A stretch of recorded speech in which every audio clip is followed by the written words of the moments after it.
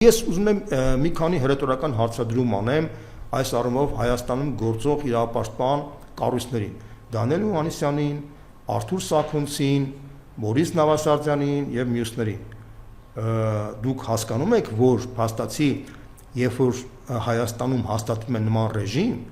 այդ ռեժիմի տրամաբանական զարգացումը կարող է ռիկաշետով ձեզ էլ խփի, որովհետեւ եթե դուք փաստացի քաղաքական գաղափարական պատճառներով դուք ըստ էության մի մարդուն աջակցում եք որպես բան, մյուսին չեք աջակցում, դա նշանակում է, որ դուք իրավապաշտպան կառույցից վերածվում եք քաղաքական գաղափարական կառույցի։ Դա նշանակում է, որ փաստացի դուք կորցնում եք ձեր հեղինակությունը հասարակության մեջ որպես օբյեկտիվ կառույց, որը պետք է պաշտպանի մարդու իրավունքները եւ ըստ էության թույլ չտա, որ Հայաստանում հաստատվի բռնա ռեպրեսիվ համակարգ։ Ես ուզում եմ հիշեցնեմ ձեզ, որ երբ որ Ստալինյան ռեժիմի ժամանակ Բերիայի ռեժիմը հաստատվեց եւ տրոյկաներով մարդկանց կալանավորում էին, ապա առաջի հարվածը հենց ռեժիմի ներկայացուցիչները ստացան։ Յագոդան եւ Եժովը, որ ՆԿՎԴ-ի ղեկավարներ են, իրանք ամենակեղտոտ գործը իրանք են կատարել, որտեղ հետագայում իրանք եւ իրանք թիմերը գնդակահարվեցին։ Հետո եկավ Բերիան, Բերիայի հետո արդեն ինքը ավելի հանդարտ պայմաններում գնաց։ Ես ինչ եմ ուզում ասեմ, որ ցանկացած կեղտոտ ռեժիմ ի վերջո երբ որ դու սկսում ես հետապնդել իր քաղաքական գաղափարական հակառակորդներին, մի պահ ինքը կարմիր գիծը անցնում է եւ ըստ էության ինքը սկսում է վնասել նաեւ այն մարդկանց եւ այն շրջանակներին, որոնք երբևիցե իրենց քաղաքական հակառակորդները չեն եղել, որտեղ տրամաբանություն է դա բանանում։ Եվ այդ իմաստով երբ որ դուք փաստացի լռում եք եւ փաստացի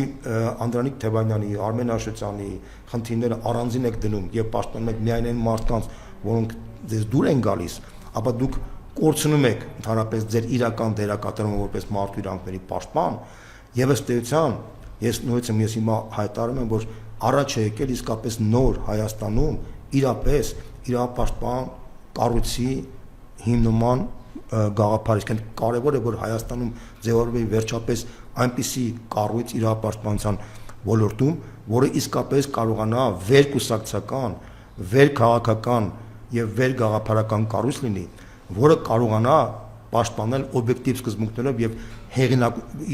իր հեղինակությամբ կարողանա ճնշել նաեւ հանրության եւ իշխանության վրա, որպեսզի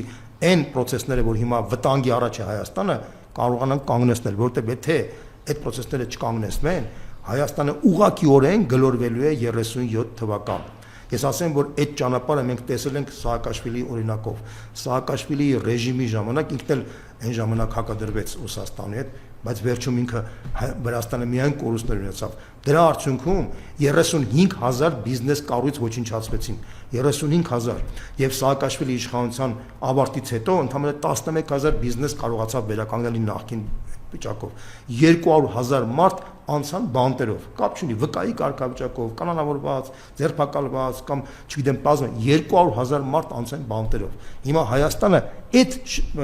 Ջերբանժյանի առաջ կանգնած Հայաստանի մենք պետք է կարող ենք թույլ տալ, թե թույլ չտալ, թե որ այդ ճանապարհով գնա, որովհետև այն բանը process-ները, որ մենք տեսել ենք Սաակաշվիլի ժամանակ, նույնը կարող է կրկնվել Հայաստանում շատ ավելի մեծ ողբերգական հետևանքներով։